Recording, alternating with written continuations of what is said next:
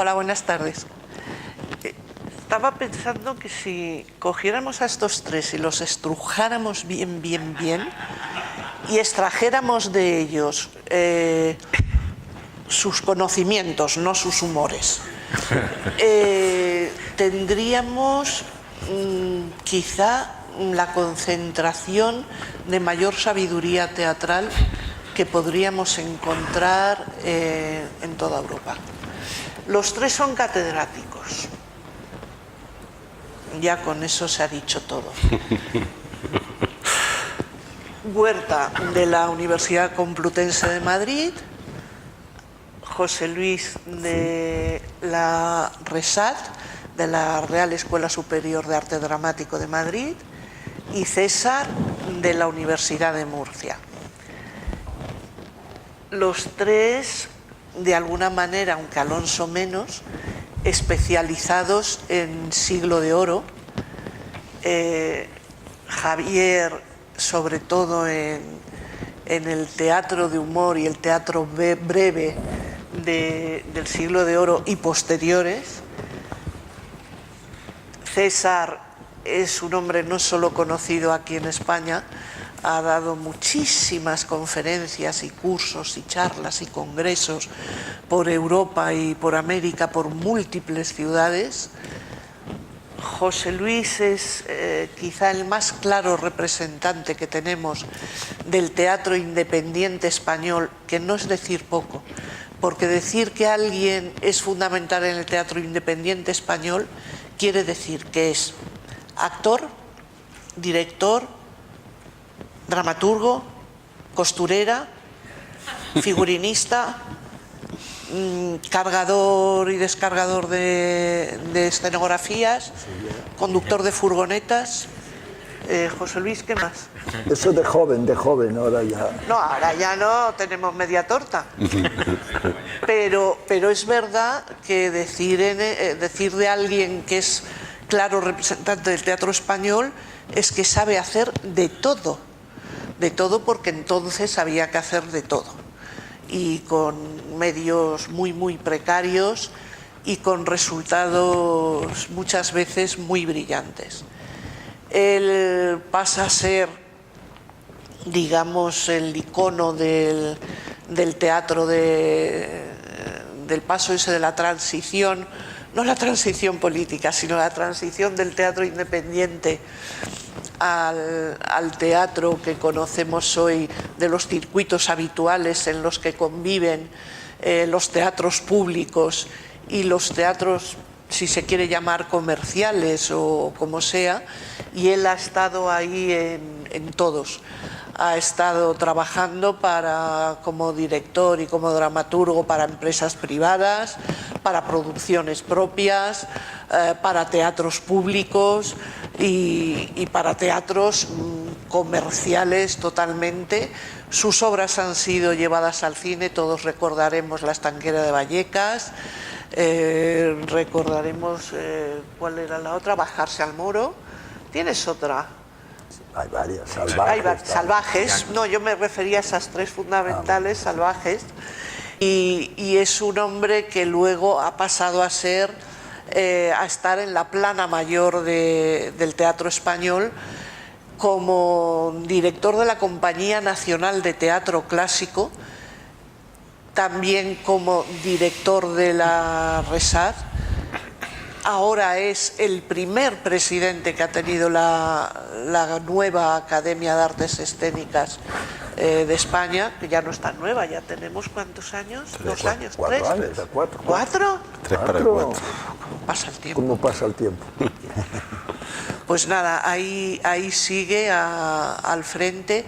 Ha versionado numerosas obras teatrales, desde clásicos grecolatinos, todos recordamos sus maravillosos Plautos, que no solo ha versionado, también ha dirigido, y ha pasado por todos los teatros, todo tipo de teatros, porque ha estado con los grecolatinos, con los clásicos, ha sido director de obras de Brecht, de numerosos autores contemporáneos, y hoy sigue ahí en la brecha De hecho, en este momento, ¿cuántas obras hay tuyas de gira en este momento? Yo no me acuerdo. ¿Ves? Bueno, pues hay varias. Una que tendremos que hablar hoy bastante de ella, que es La sombra del Tenorio, que es un tenorio que, aunque escrito en el siglo XX, se le considera como un tenorio, el primer tenorio del siglo XXI, se considera. Y bueno, tiene otras. Eso lo sabrá segurísimo Margarita, que es una persona que ha hecho tesis doctoral sobre Alonso de Santos y que es profesora de la RESAD, y es así, se sabe las giras y demás, porque sigue bastante la trayectoria profesional de Alonso de Santos. Javier Huerta es otro también picaflores, en el sentido de que no solamente es experto en Siglo de Oro y en teatro contemporáneo, sino que ha escrito numerosas obras sobre teatro actual, y no solo de teatro. Es un hombre, por ejemplo, muy conocedor del mundo de la poesía y de personajes que dentro de la poética contemporánea son muy controvertidos y muy casi extremos, como puede ser un Leopoldo Panero, que en mi pandilla cuando venía le llamábamos Chopolvo Panero, porque siempre estaba destrozado y se quedó con el mote ese para toda la vida. Pero bueno, son muchos los poetas que ha conocido profundamente Javier, y no solo ha sido un teórico, también ha puesto en práctica conocimientos escenográficos, más bien dirección escénica, con obras como aquel Loco Gardenio que ha llevado al Festival de Almagro, y algunas otras obras que ha montado con diversas aulas universitarias. Fue el fundador del Instituto del Teatro de Madrid, fundador y primer director. Sigue siendo director, no, ¿verdad? Ya no, ¿O ya no? Ya me han echado. Aquí te han echado, qué bien. ¿Y a quién tenemos ahora? Julio Vélez. A Julio Vélez. Julio Vélez. Pues muy bien, pero fue el fundador y primer director del Instituto de Teatro de Madrid. Es otra persona que, como César, viaja constantemente por todo el mundo dando charlas y conferencias y participando en congresos y demás, como le pasa a César Oliva, que como catedrático de teoría y práctica del teatro ha trabajado incansablemente en su Murcia natal desde hace muchísimo. Ha sido gestor del Centro de Documentación Teatral, el Centro Nacional de Documentación Teatral, de los primeros gestores, porque eso sí que fue en plena transición. Ha sido director del Festival de Almagro, y esta es la hora que, después de 40 años, no sé si fue el primero, porque fue muy raro los inicios de ese festival, ¿verdad? Léete el libro de los 40 años. Sí, pero me lo habéis dado el viernes, no me ha dado tiempo.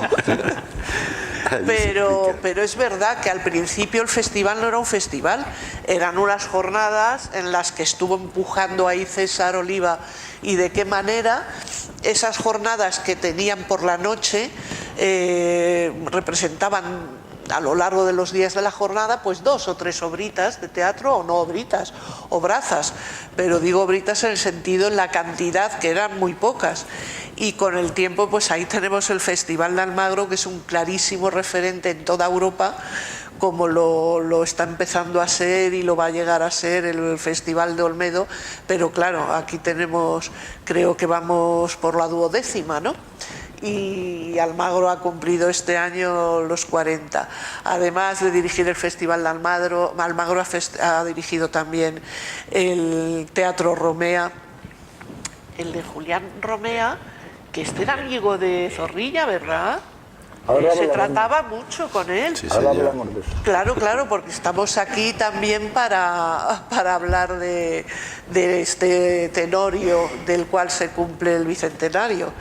Y luego tenemos a César, que ha escrito mucho sobre el teatro de la República, es un grandísimo conocedor de todo el proyecto aquel mágico y mítico que llevaron adelante Machado, y que la cara más visible es Lorca, aunque detrás de él había mucha gente trabajando, que es La Barraca, y que César nos la ha resucitado en varias ocasiones, y la verdad es que es algo que habrá que agradecérselo siempre, porque es un proyecto que se lo merece todo.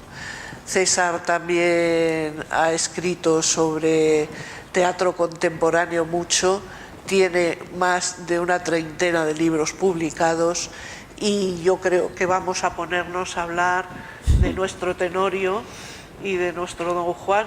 ¿Por qué creéis que es muchísimo más popular o totalmente popular Tenorio y en cambio el Burlador no tanto? Yo tenía una cosita sobre eso. A ver. Pero bueno, en primer lugar quería agradecer a la organización que nos haya invitado a estas 12ª jornadas, parece mentira que se haya consolidado de esta manera el Festival de Olmedo y estas jornadas, y luego el placer que supone compartir sofá, el sofá tenoriesco, pero en este caso con dos maestros, César Oliva y José Luis Alonso de Santos, que sin duda es el que yo creo que conoce mejor de los que estamos aquí el Tenorio, porque lo tiene arraigado en la escritura, como más indica, claro, y luego encima él, ahora le provocaré, ¿no? Porque le voy a tirar contra don José a propósito de eso que tú dices, y luego compartir contigo también, Rosana, porque tú me descubriste los gin tonics de Olmedo.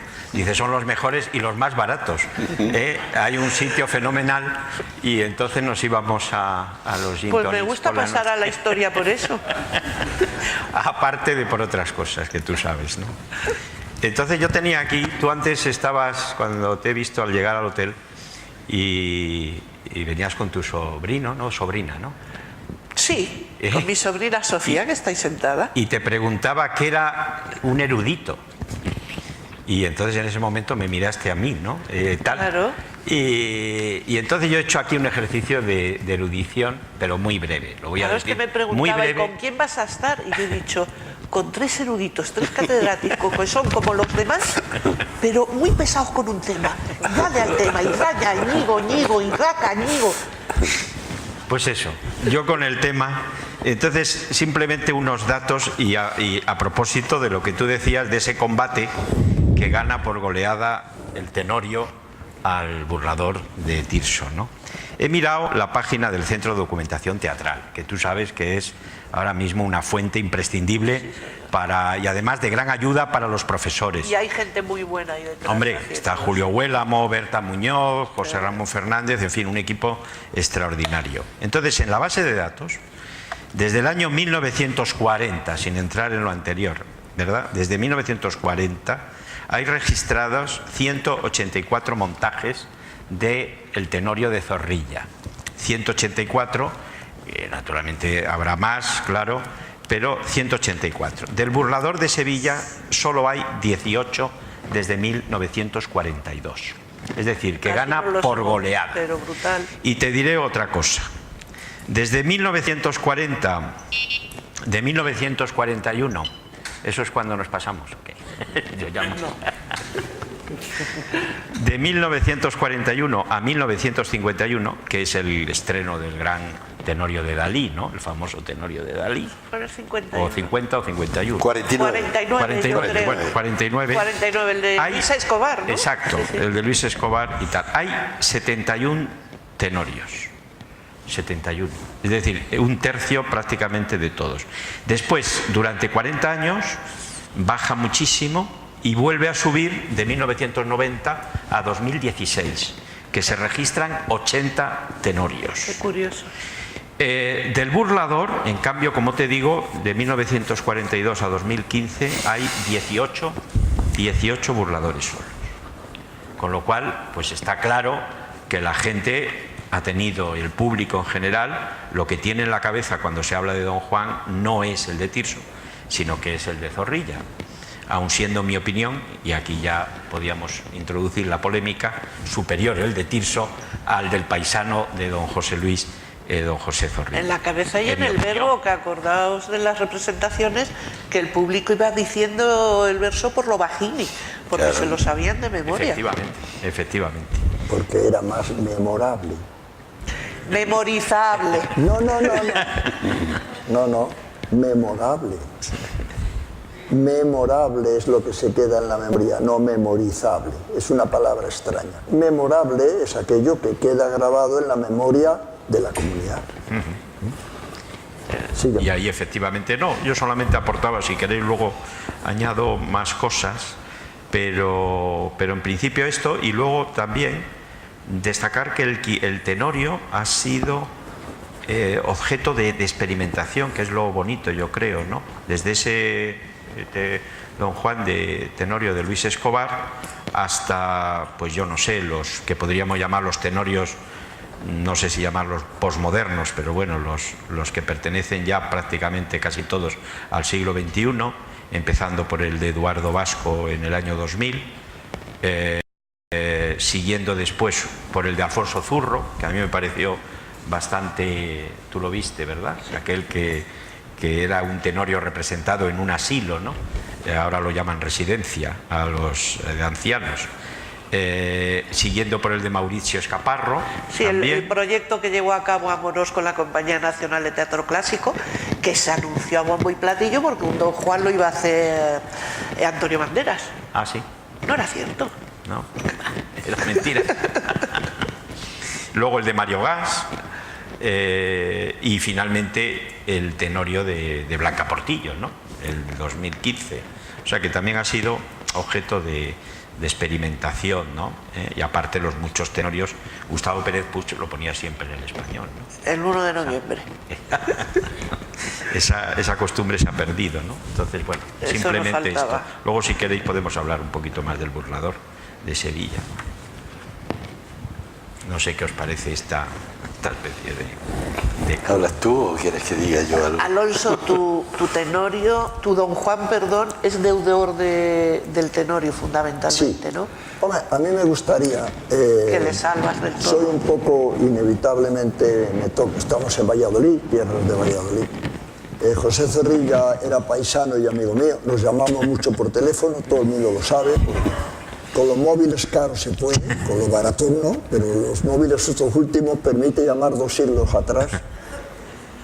Y es más, hace poco, por ejemplo, Paz Altés, que está aquí, del Ayuntamiento de Valladolid, sabe que me llevó la levita del tenorio y me la puse, no, la levita del tenorio no, la levita de Zorrilla, para mi última intervención en la Casa de Zorrilla de Valladolid. Es decir, por determinadas circunstancias históricas y de nacimiento y de cierta afinidad, no tengo el pelo largo porque no tengo pelo, él tenía pelo largo de joven, luego ya no, pues me ha tocado representar a Zorrilla muchas veces en mi vida, así que le representaré un poco aquí.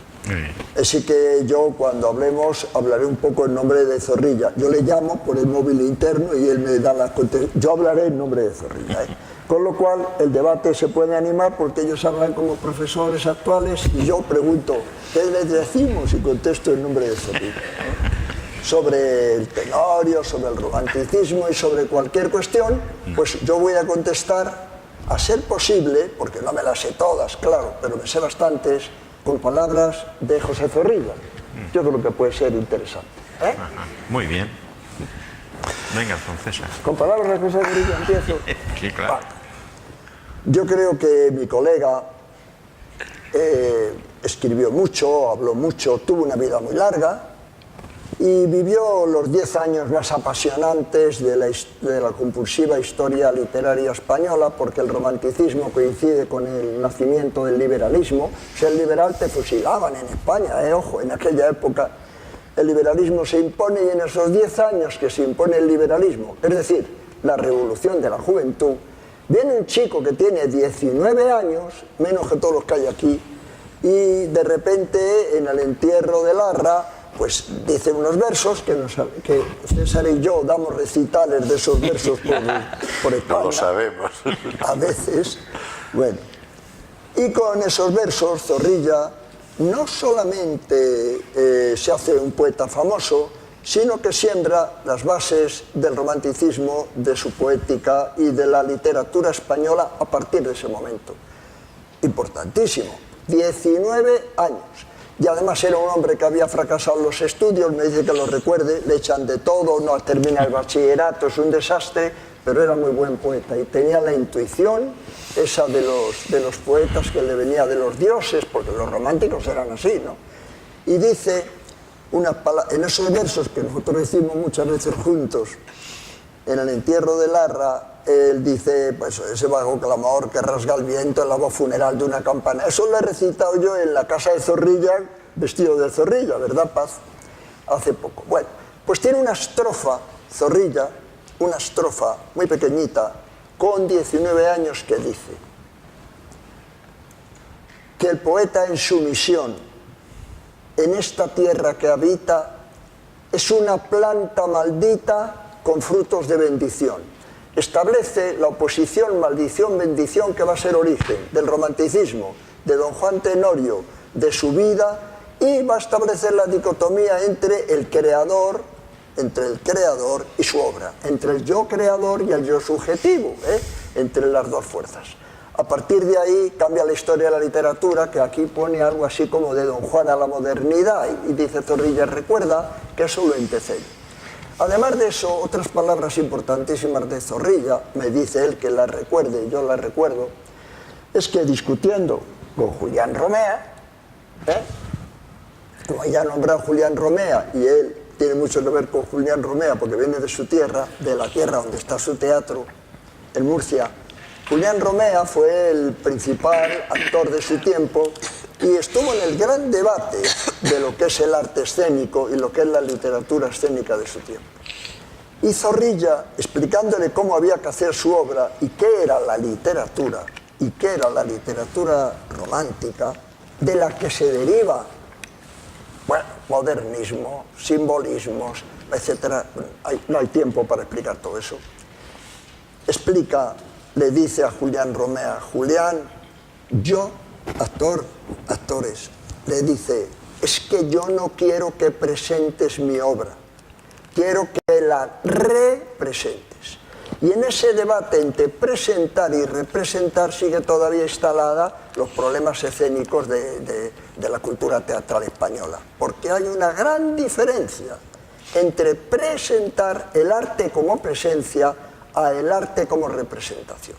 Y siguiendo esa línea, Zorrilla dice una tercera frase muy interesante que abre otro debate que seguramente vamos a desarrollar y que enlaza con Tirso y con todo, que cuando le combaten a Zorrilla por su tipo de literatura, por todo lo que arranca el romanticismo, por todo lo que rompe del neoclasicismo anterior, etc., él explica siempre, y también frente al realismo y al naturalismo que viene después, y él explica siempre, yo no busco la verdad de la vida, yo busco la verdad del arte. Bueno, ahí están dos puertas antagónicas de la historia del conocimiento artístico. Porque a partir de ahí vienen los grandes debates, por ejemplo, el debate sobre la verosimilitud de los acontecimientos. Hasta Zorrilla, la verosimilitud es una realidad, en el romanticismo se rompe. ¿Por qué? Se rompe porque hay otra palabra clave que Zorrilla me pide que recuerde, clave para que abre el romanticismo en España y que es importantísimo en la historia del arte y de la cultura, es, según Ortega, además, la palabra más importante del romanticismo es, y estoy de acuerdo, contradicción. La aceptación de la contradicción como norma de vida en los seres humanos, que eso entonces era una modernidad tremenda. La contradicción, que explica don Juan Tenorio. Don Juan Tenorio, desde el primer segundo, es una contradicción imposible. Don Juan Tenorio es una obra imposible, inverosímil y absurda. Se han escrito muchas obras absurdas, inverosímiles y contradictorias, solo que las otras no han funcionado, y don Juan Tenorio sí. Don Juan Tenorio, desde la primera palabra a la última, es imposible, es contradictoria y es inverosímil. Por eso es un arte determinado y al triunfar instala y crea una forma de enfrentarse al arte rompiendo las reglas de la verosimilitud, de la mímesis tradicional, etcétera, etcétera. A partir de ahí ya hay muchísimo debate. Me toca. Coge ese toro, César. Sí, pero antes de hablar de lo que iba a hablar, cojo el toro que has lanzado tú al principio de por qué el Don Juan de Zorrilla tiene entidad y por qué el de supuestamente Tirso, que tampoco lo sabemos, no la tiene. Javier ha dado unas cifras demoledoras. Hay dos datos que quiero... Bueno, uno es una anécdota que empiezo por ella porque es muy reveladora. Yo, además de dar clase, he hecho teatro, he dirigido teatro. Mucho. Y dirijo ahora, en mi jubilación. Una de las primeras obras que hice, quizá la primera, la profesión, después de pasar por el Teo de Murcia, fue El Burlador de Sevilla. Y tenía un reparto fantástico. Tenía a Manolo Gallardo, esto era hace 35 o 40 años, y tenía de comendador a Guillermo Marín. Guillermo Marín fue el gran Don Juan Tenorio de los años 50, sobre todo, porque antes era su suegro, Ricardo Calvo. Y Guillermo Marín se sabía absolutamente de memoria, no ya su papel, sino todos. Cuando lo contrataron para este papel, y yo mantuve, como siempre, ¿no?, conversaciones con todos los actores, él no me dijo nada de lo que después me iba a decir. Faltaba una semana para el estreno, ya tenía su colorcito, se sabían los papeles, ya funcionaba. Y cuando termino un ensayo, me dice, hijo, a mí me decía, hijo, ven. Y, ¿qué quieres, Guillermo? Dice, te has equivocado. Digo, ¿cómo me dices? ¿Qué me dice Guillermo? Tenía un muy buen rollo con él. Te has equivocado porque el Don Juan que tenías que haber hecho es el de Zorrilla y no este, que es una mierda. Y digo, hombre, Guillermo, me lo podía, bueno, de broma, me lo podías haber dicho antes. Dice, no, es que te voy a decir una cosa que es verdad, hijo. Dice, el Tenorio de Tirso tiene gafe. Esas cosas que pasan en la profesión, que no sabe uno por qué, y que dice que está condenado siempre a no dar dinero. Porque claro, esta gente está hablando en términos profesionales de que el Tenorio era un seguro de taquilla durante días y el burlador no. Años después, cuando me metí en el tema de ver qué hacía la Barraca, yo sabía que Fede... ¿Dio dinero? Nada. Ah, bueno. Nada. Pero era verdad. Era Parece verdad. que... Pero el Tenorio a Zorrilla tampoco. No, a él no, pero a todos los demás. No, pero A todos los demás sí. el primer tema. Claro. Viendo el repertorio de la Barraca, ahí está el burlador. Es decir, Federico sí creyó en el burlador de Tirso. Y la montó, pero tampoco fue al parecer, de sus mejores montajes. Me fui un poco para atrás, cogí los dos libros de Drew Doherty y de la Vilches, en donde son las carteleras desde 1914 a 1900 tal, a 1920 y tanto, y no encontré burladores allí. No sé si había uno o ninguno. Es decir, el burlador no ha sido una gran obra de repertorio. Ha habido otras muchísimas, claro, Fuentovejuna, la Dama Boba, la Dama Duende. Algo curioso, estoy hablando de la profesión, que son lo que estudia estos dos colegas. Bueno, dicho esto, cuando Germán Vega me dice de estar aquí en una mesa que se llama Don Juan en el Teatro Actual, pues claro, yo la deformación profesional hice unos papeles que no voy a leer, pero que ya los tengo porque yo me lo conozco y me dice, oye, cuando eso, a ver si los publicamos y no sé qué. Bueno, ya me lo he traído. ¿De qué es lo que yo había escrito? Justamente, bueno, ya lo habéis dicho, pero estableciendo unas ciertas comparaciones, sobre todo en el nivel de puesta en escena, entre los cuatro tenorios de Amorós Alonso de Santos, porque hay que recordar que Andrés empezó y José Luis terminó. José Luis y Mar Zubieta, que está por aquí, me llamaron un día para que coordinara uno de los cuadernos del teatro clásico, el número 19, y en el 19 veréis un estudio mío amplio de los 6 tenorios que se hicieron, los 4 de Zorrilla, el de Molière, dirigido por Miquel, y el de Narros, que hizo un burlador. Eso está allí.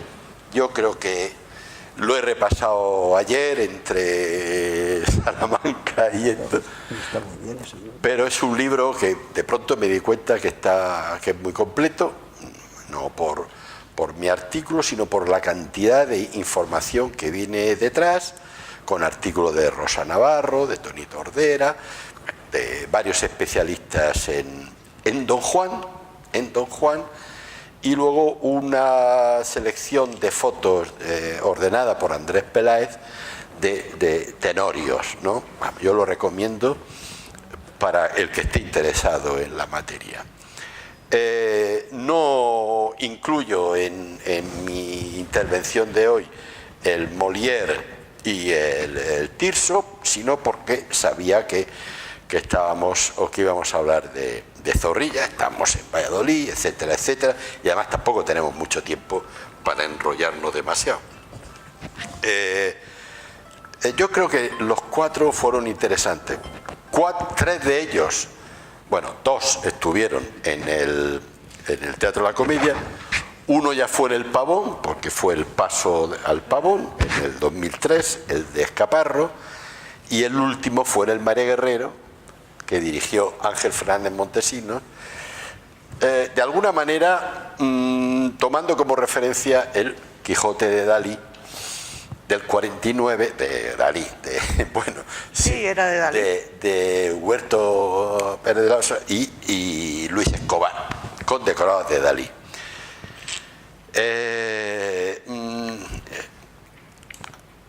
Ángel, el director, Ángel Fernández Montesinos, declara en unas entrevistas que hace Mar Zubieta, muy interesantes, porque después del estudio están las palabras de los directores, ¿no? ¿Qué pensáis vosotros de Don Juan? ¿Por qué habéis escogido Don Juan? Y son muy interesantes, todas, incluida, por supuesto, la más surrealista, que es la de Escaparro, claro. Fernández Montesinos dice que no fue exactamente digamos, una réplica del montaje que cogió los figurines, pero luego la puesta en escena, y tiene razón, porque el montaje de Luis Escobar tiene una película que se llama Don Juan Tenorio. Un portugués se llama Alejandro Perla, 2 años después del 51, que por cierto está en internet, que se puede ver. En la reposición que se hizo. Y bueno, claro, ellos iban reponiendo. Lo que hizo Alejandro Perla fue tomar planos generales en el María Guerrero desde fuera,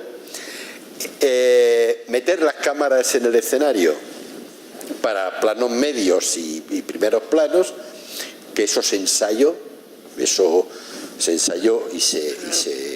y la película la reduce a 1 hora y media, es decir, que tiene montaje. Pero es interesante porque, bueno, es interesante por un montón de cosas. Quienes estén interesados, por ejemplo, en interpretación, uno ve Don Juan, que era Enrique Diosdado, y Don Luis, que era José María Rodero, y enseguida dice, tenía que haber sido al revés. Tenía que haber sido al revés. Rodero era entonces el verdadero Juan. Bueno, eso es cuestión de cabeceras de cartel. La actriz lo estrenó Elvira Noriega, pero luego en la película no es Elvira, no es Carmen, ¿cómo se llamaba? Pérez de no sé qué. Bueno, ya me saldrá. Pero como documento es fantástico. Los que hemos visto varios años después el montaje de Ángel Fernández Montesinos, pues en mi opinión era un trabajo muy bien hecho, ecléctico, con un Tenorio un poco dudoso. Yo soy muy maniático de los repartos y me tengo que creer, yo soy un espectador como otro cualquiera, pero cuando me presentan una obra en donde el galán mide 1,60 y tiene una voz de pito, no me lo creo, aunque sea un muy buen actor, lo siento. O sea, para mí Don Juan, caramba, tipo, incluso el Don Juan Maduro de Gonzalo Suárez, pues era Fernando Guillén, que de mayor daba el tipo estupendamente. Entonces, claro, de los 4 Don Juanes, parece, por lo menos en mi opinión, el Don Juan más Don Juan era el primero, era Ginés García Millán, que por cierto lo hemos tenido en el curso de Salamanca, allí, recitando, y claro, sobre todo las alumnas estaban encantadas, ¿no?, con Don Juan. Cuando hablan de Salamanca es que vienen todos de la primera escuela de verano que ha hecho la Academia de Artes Escénicas de España, que se ha celebrado la semana pasada en Salamanca, donde ha girado la cosa también en torno al Tenorio, que este bicentenario prácticamente se está celebrando aquí y en Salamanca, y esa era la referencia que hacen constantemente. Bueno, termino porque me enrollo y hay que dar la palabra al público. Termino diciendo que, bueno, yo creo que el empeño de ese ciclo va agrandándose con el paso del tiempo. O sea, fue fantástico que en 3-4 años se pudieran ver 6 tenorios. Sí. O sea, eso fue como un empeño. En un momento en que Don Juan Tenorio... Bueno, no 6 tenorios, deudores con el Tenorio. Deudores con el Tenorio. No estaba en las mejores... Porque recordemos que la gran tradición del Tenorio de los años 40, en donde uno iba a Madrid y podía elegir entre 5 o 6 tenorios, 5 o 6 tenorios en 5 o 6 teatros distintos, y había gente que, si no los 5 o 6, veía 4, veía 3. O sea, ese boom de la donjuanía, que diría Madariaga, en los 40 y 50, que probablemente tenga un efecto sociológico con aquella sociedad, en los 60 se perdió. En los 60 nadie hacía Don Juan, ni siquiera en los pueblos. Fue una especie de... Bueno, ¿por qué?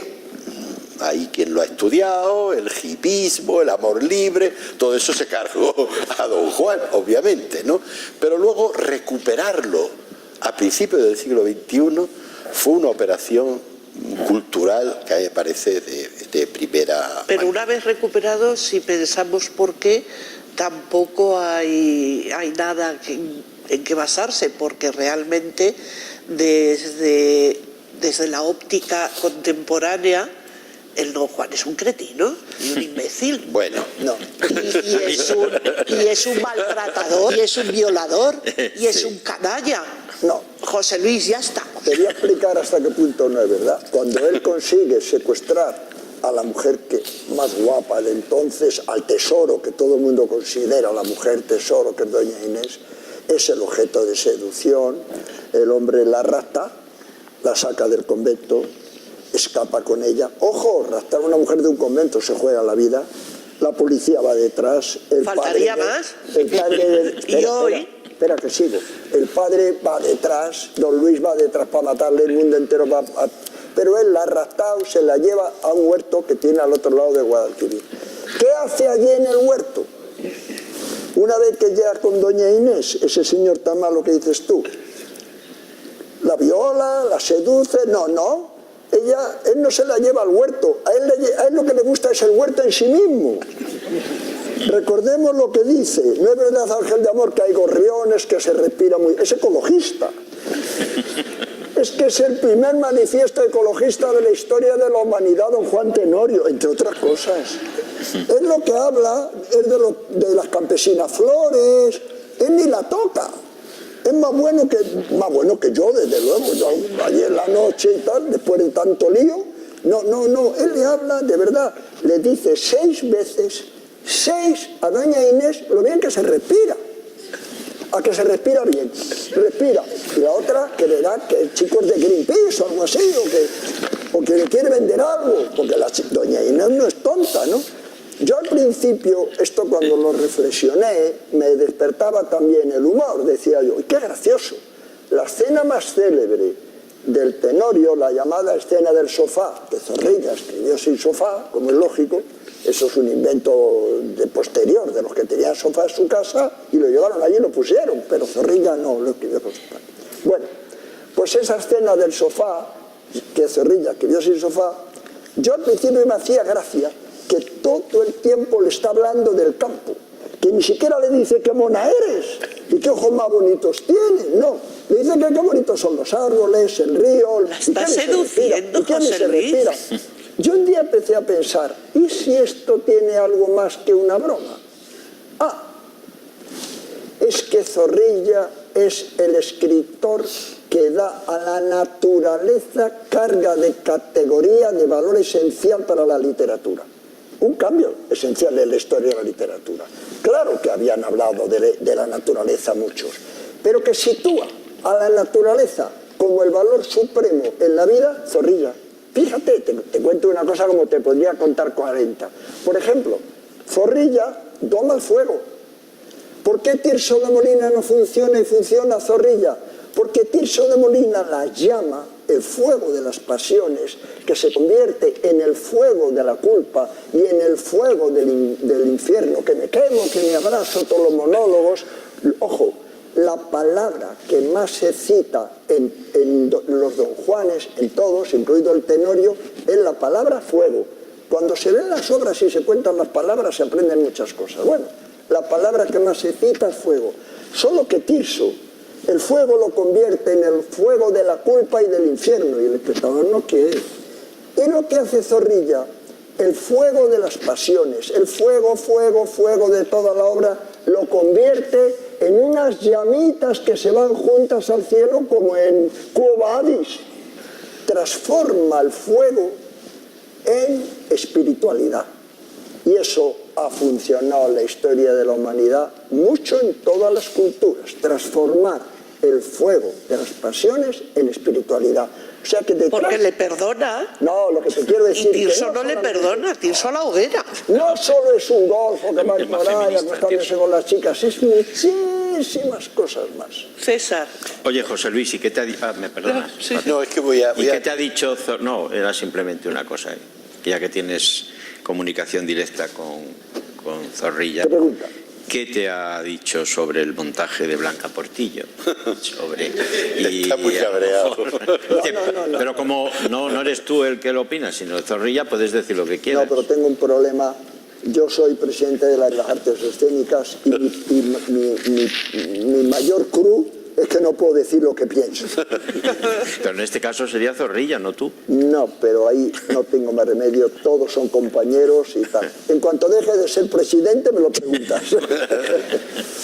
No, yo quería decir, la segunda parte de esa conversación con Guillermo Marín, claro, la pregunta del millón es, oye, ¿y por qué crees tú que este es malo y el otro es bueno? Y el otro es bueno?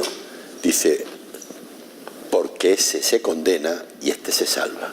O sea, la cosa más llana y más clara. Dice, y la gente, el espectador español, no quiere ver a que al final Don Juan se vaya al infierno, lo cojan y lo tiren. Pero y igual tal. le canallas los dos. Hombre, bueno, Mira, vamos a Gonzalo ver. Torrente ni siquiera le manda al cielo. Torrente Ballester le manda a la calle a pasear. Sí, sí. Y se queda tan tranquilo Don Juan, pero no deja de ser un canalla. Sí, aquí, bueno, aquí lo que... Es que no es un canalla. Es que tiene... Bueno, sí es un canalla, como tú dices. Ha matado y Es un ha, violador, ya asesino. Recordemos... y ha enamorado, Volvamos- y que en volvamos 6 al días tema. ha vuelto a otra y en 6 Sí, días a otra, etc. Pero volvemos al tema de la juventud, César. Claro, pero... Es un crío. Don Juan Tenorio, igual que Zorrilla escribió, no se nos olvide, el poema de Larra, con 19 años, escribió... Y Don le Juan quitó el Tenorio. trabajo a Larra, que estaba en la tumba, desde que aún estaba calentito. Un momento. Porque se quedó con su curro. Sí, ¿cómo? Zorrilla. No, pero Zorrilla lo que quería era comer porque no tenía para comer. Hombre, como un chico de claro, 19 años, lógicamente. no. Zorrilla, no se nos olvide, escribe el Tenorio, ojo, Don Juan Tenorio lo escribe con 27 años. Es un crío el que escribe, un chico de 27 años. Y Don Juan Tenorio tiene, ojo, 25 años. Por eso cuando lo hacen actores de 70 dice, hombre, es que este hombre subiendo claustros, bajando montañas. ¿Sabéis lo que pasó? No, Ricardo Calvo, esto es una anécdota de verdad, como él dice, uno de los grandes actores que hizo el Tenorio fue Ricardo Calvo, antes de Guillermo Marín, y lo hizo hasta con 70 años en el Teatro Calderón de Valladolid.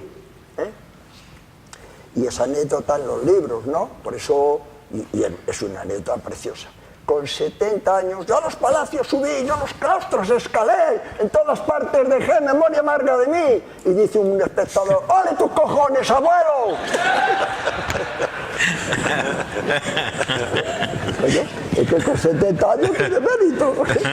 Pero no, es que no tiene 70. Siempre tiene lo han hecho 25. actores mayores, sí. Tienes un crío. Son aventuras de críos. La apuesta de la hostería de Laureles entre dos chavales que están a ver quién es más chulo. Chavales aventureros que vienen de tener aventuras por el mundo. No cuando lo hace un actor de 70 parecen canallas de verdad, porque eso dicho por uno de 70 es terrible. Pero son chavales. Pero no. Yo volviendo a esto del burlador, No me la vendes. el burlador y el Tenorio, y bueno, siendo yo ahora defensor del burlador, más que, porque ya tenemos aquí a José Luis como gran adalid, aunque no me quiere contestar eso, en fin, luego me lo dirá Luego se lo que le ha sacamos. dicho Zorrilla No, de eso, no le que no gustó. pasa nada, es el montaje. No y le ya está. gustó por muchas razones, pero sobre todo porque Inés no está desnuda, doña Inés, en el escenario todo el tiempo haciendo el tonto por allí. No le pareció bien. Ah, bueno, pues ya está. Pues ves, Lo, ves cómo al final lo del se lo barreño hemos sacado. y demás no tiene nada que ver. No le gustó, me lo ha dicho, no le gustó. Sí. Ahora, volviendo un poco a la... En esto yo pienso un poco más en la dimensión internacional, ¿no? O sea, la verdad es que la obra de Tirso ha generado que el mito de Don Juan sea el mito más español, más universal.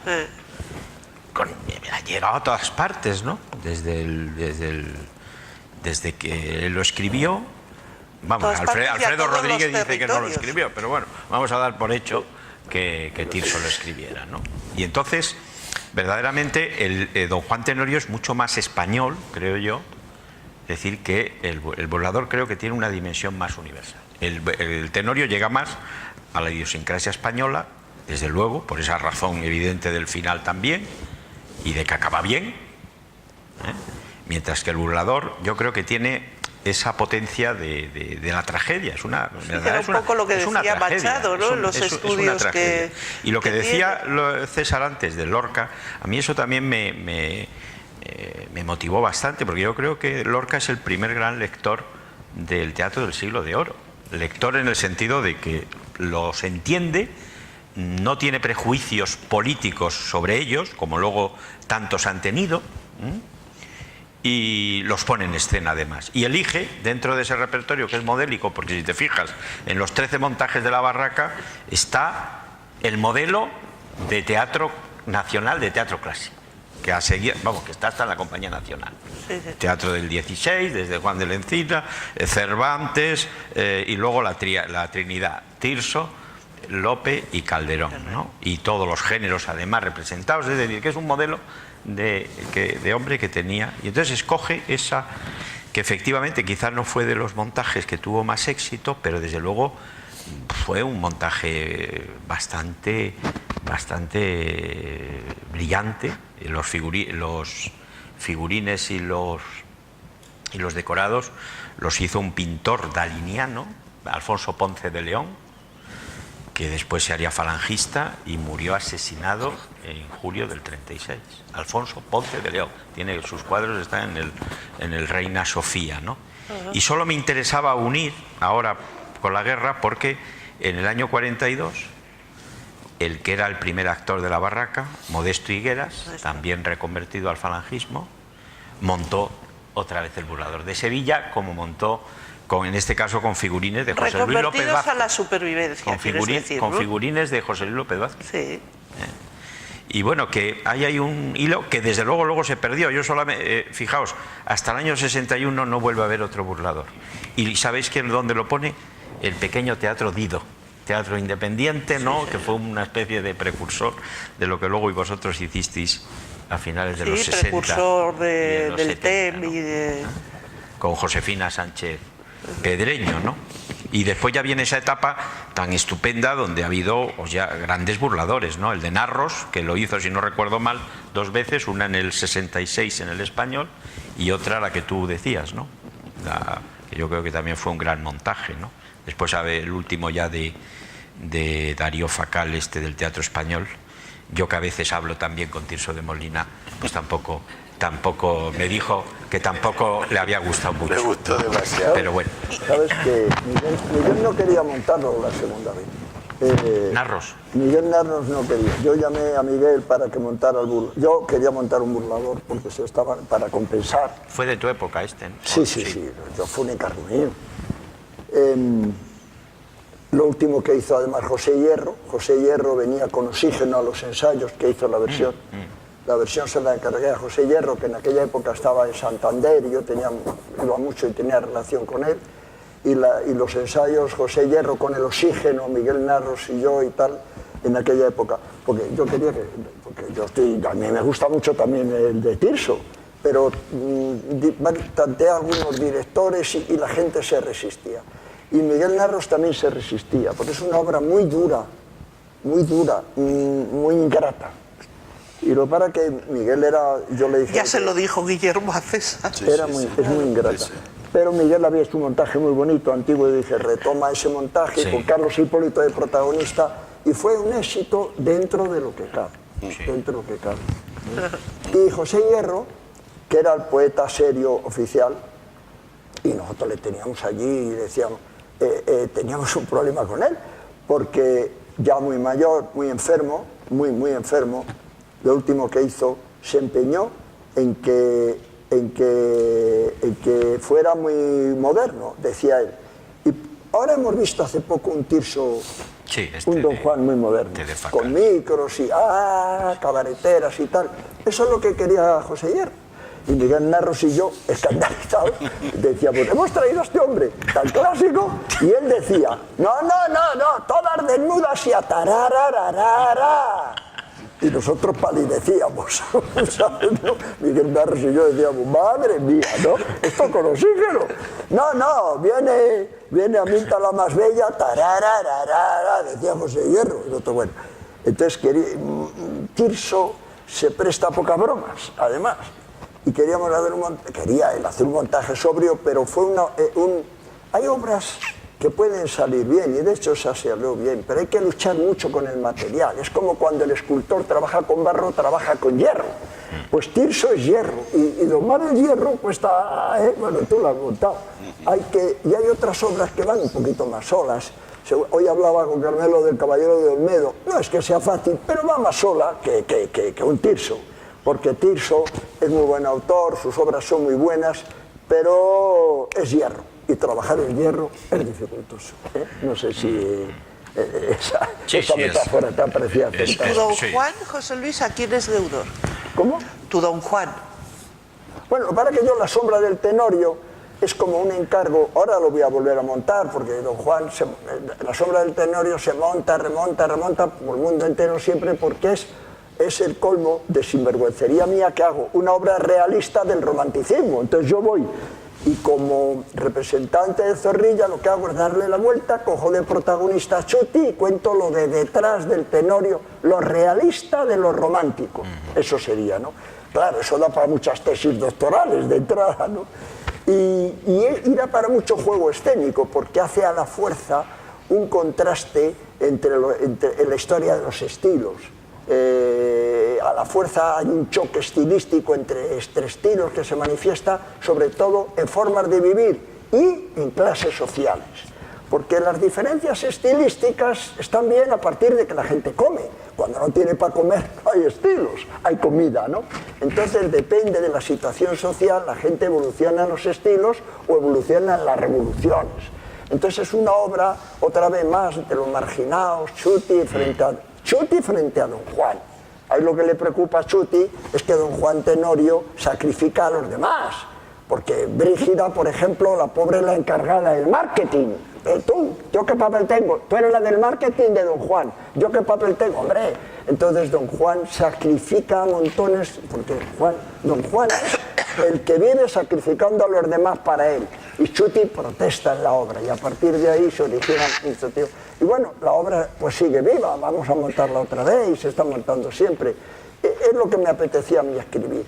Cuento en el prólogo de esa obra que me echó la bronca también Zorrilla por teléfono y me dijo, hombre, ¿por qué escribes una obra tan poco romántica siendo de Valladolid, amigo mío?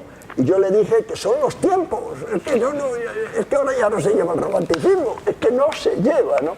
Ojo, con cuidado que no se lleva. El otro día decía... Pero el ecologismo sí. No solo eso, no solo eso.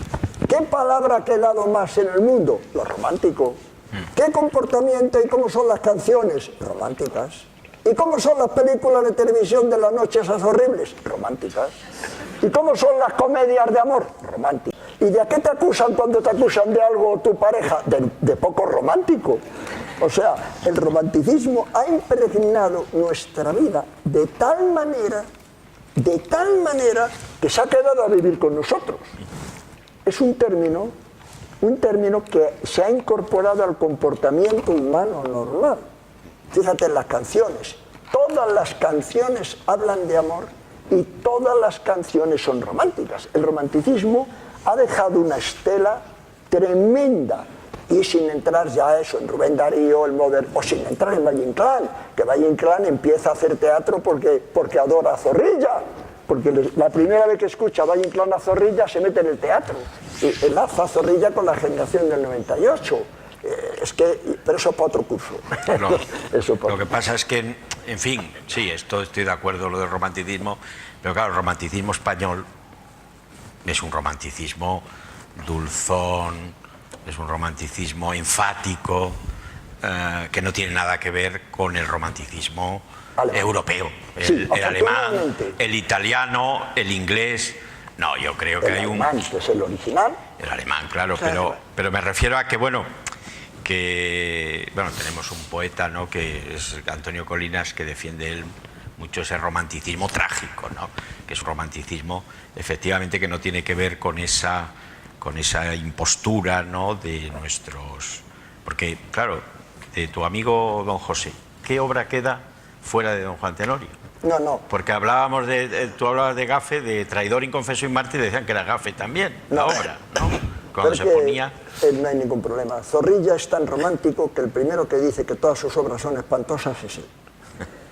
Él dice que todas son malísimas, incluida don Juan Tenorio, que es malísima, porque tiene una cosa muy buena como romántico, que no tiene Tirso, por ejemplo, ni Molière.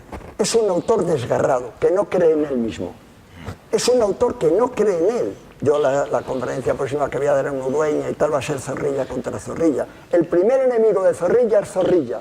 Zorrilla odia a Zorrilla. Y Zorrilla dice, soy el peor autor que ha dado la historia. Eso lo dicen las memorias. Sí, recuerdo del tiempo viejo. Entonces realmente es una obra muy mala, porque el primero que me dice Zorrilla, diles por favor que es una obra malísima. Sí que es una obra malísima, ¿eh? Pero no hay que fiarse nunca de lo que dicen los autores, como sabemos muy bien. ni cuando ponen bien sus obras, ni cuando las ponen mal. Lo que importa no son los autores. Es un poeta maldito con frutos de bendición. Lo que importa de los escritores no son ellos mismos. Lo que importa son sus frutos. Y ese fruto ha sido importante en la historia de la cultura española. Muy importante. ¿Y es verdad que la idea le surge de una refundición? Sí, ¿no? Zorrilla no es autor dramático. A Zorrilla no se le ocurre nada. No solo no se le ocurren las historias, que nunca inventa una historia, no se le ocurre ni cómo tienen que ser las refundiciones. Él hace refundiciones de otras historias porque se las encarga alguien. O sea, él le dice, claro, en el Teatro de la Cruz, que está contratado y que cobra un sueldo, él me dice que cuente lo del sueldo, es que no tenía para vivir, le ponen un sueldo en un teatro para que no escriba para otro solo. Y él no hace allí nada, pero en un momento determinado se hunde una obra y le dicen, hombre, escribe tú algo. Y dice, ¿de qué? No se me ocurre nada. Y le dicen, pues mira, escribe algo sobre Don Juan. Y se la cuentan. Y él, como se la cuentan, saca los originales que encuentra por ahí y los copia. Pero también lo hace para reconciliarse con su padre, que estaba abroncado toda la vida, ¿no? De Antonio de Zamora, no el de, el Tirso. Para O sea, él reconciliarse con su padre, recordemos, él es un revolucionario, chaval joven, escapado de casa, que se ha escapado con unos gitanos, vive en casa recogido de unos testeros, no tiene para comer, y cuando lee ese célebre poema escondido de la familia para que no le cojan y le detengan y le saquen de Madrid, su padre es el jefe de la policía de Madrid, el jefe de la policía, o sea, es el revolucionario, es el hijo del jefe de la reacción, que es el jefe de la policía, pues es un hombre desgarrado. Él hace toda la vida su obra para que su padre le quiera, pero su padre dice toda la vida que su hijo es un tonto bote. ¿Qué va a decir su padre? O sea que es muy bonito eso. César, ¿y a ti no te han quedado ganas de repetir, o si no es el Tenorio, un Don Juan de todos estos Don Juanes modernos que hay como 300 y pico obras sobre Don Juan? ¿No te han entrado ganas? 6.000. En teatro moderno, digo... No, moderno no. Obras de teatro censadas de Don Juan, 6.000. Ahí. 6.000. Pues, y no te han entrado ganas, ¿no? No. No. A saber por qué. A saber por qué. Bueno, fundamentalmente, bueno, no tiene... tiene relación con tu pregunta, pero es algo que quería yo añadir o terciar, que es lo difícil que en el teatro son los apriorismos, ¿no? Parece, bueno, esto es así, y luego resulta que no es así. El explicar por qué no es así, a veces desde la universidad intentamos buscar una explicación que no tiene. Por ejemplo, ningún profesor de universidad, y sobre todo los especialistas del Siglo de Oro, dirán que El burlador es una obra gafe, que no funciona, que no. No, porque formalmente es una obra perfecta. Y es mejor que el Tenorio. Formalmente es mejor del Tenorio, pero no tiene una cosa que tiene el Tenorio, que es teatro. Y hay muchas obras de teatro que no tienen teatro, y entonces no funcionan. Es decir, en la profesión... la elección del Tenorio, incluso para meterse con el Tenorio, es un reto, ¿no? Yo no he visto el montaje de Blanca, aunque he oído y leído bastante, pero eso demuestra que es un reto. Porque ahora la primera pregunta es, bueno, si a ti no te gusta esta obra, eso nos puede pasar también a otras muchas, ¿por qué eliges hacer una obra que no te gusta? O sea, que odias el personaje, que lo matarías al personaje. Bueno, pues lo hace porque es un reto. Es un reto. Y claro, se nos olvida a lo mejor, o se nos está olvidando un calificativo que le va muy bien al Tenorio, que es algo más que un personaje. Es un mito. Claro. Es un mito. Con lo cual da miedo un poco, ¿no? A mí personalmente, ¿no? Es como acercarte al mito de Ulises, ¿no?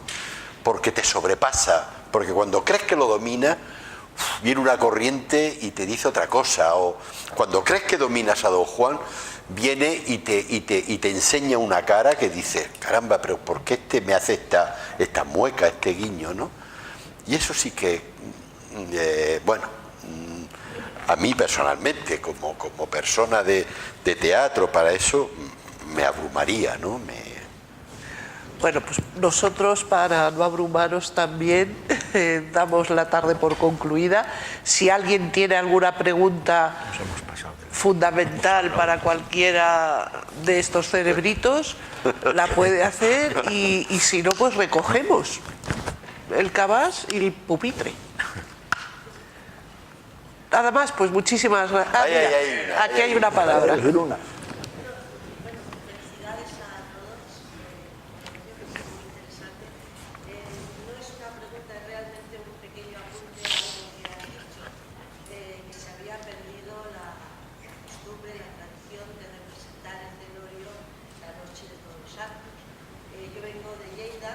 No, no se ha perdido, ¿no? No, no se ha perdido. Sí, no se ha perdido, se sigue haciendo. En el español sí, se ha perdido. ¿Lo he dicho? En el español sí, has dicho que, claro. En los teatros públicos no se hace. En los teatros públicos no, desde luego, pero sí se hace. Pero bueno, pero claro, apunta lo que sea. En Valladolid.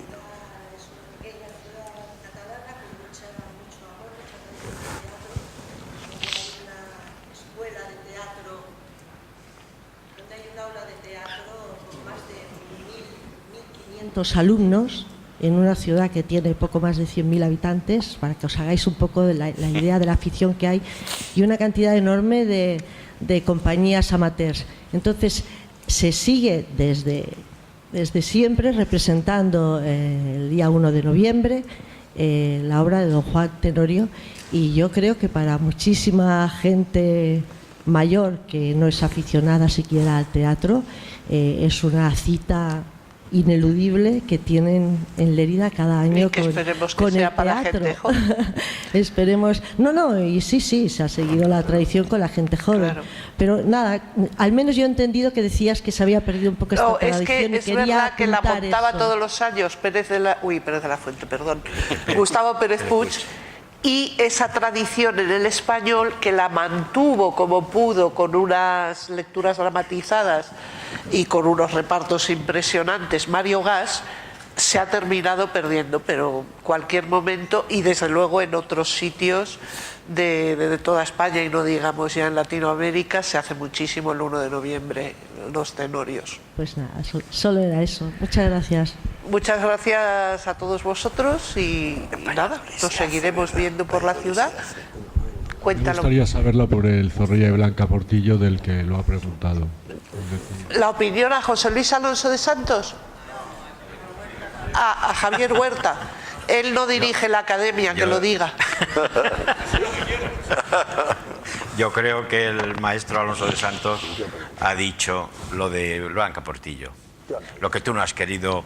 Yo decía que Zorrilla, que lo hiciera. No, pero se ha dicho algo. Ha sido César, ha sido tú. No, pero yo el que ha dicho fundamentalmente. Yo lo que me han dicho, aquí como ves, somos muy valientes todos. No queremos mojar, pero vamos, sí, yo no me importa mojarme, porque además admiro mucho a Blanca Portillo, y de las pocas veces que me he emocionado últimamente en el teatro ha sido cuando he visto a ella hacer a Segismundo, que ha sido luego muy debatido y muy cuestionado, pero vamos, a mí me emocionó hasta casi el llanto esa obra, ¿no? Esa representación. Pero la versión, la verdad es que no me satisfizo nada. Porque yo creo que ahí está el no creer o creer en la obra. Y cuando no crees en la obra, en el mito, entonces haces tu propia obra, ¿no? Quizá tendrías que reescribirla, porque lo que se ha hecho y la grandeza que tiene el Tenorio de Zorrilla es la cantidad de obras que ha inspirado, ¿no? Desde, qué sé yo, Valle Inclán hasta José Luis, y hasta los Quintero, Martínez Sierra, etcétera, ¿no? Es una maravilla, ¿no? Lo que ha inspirado.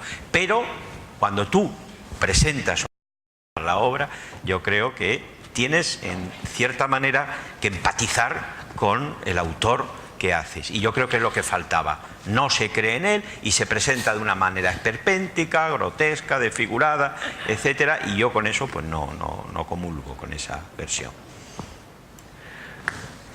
Nada más, muchas gracias. Ahora José Luis ya va a don José y le cuenta lo que hemos estado diciendo de toda esta tarde. En general va a quedar contento, ¿eh? O sea,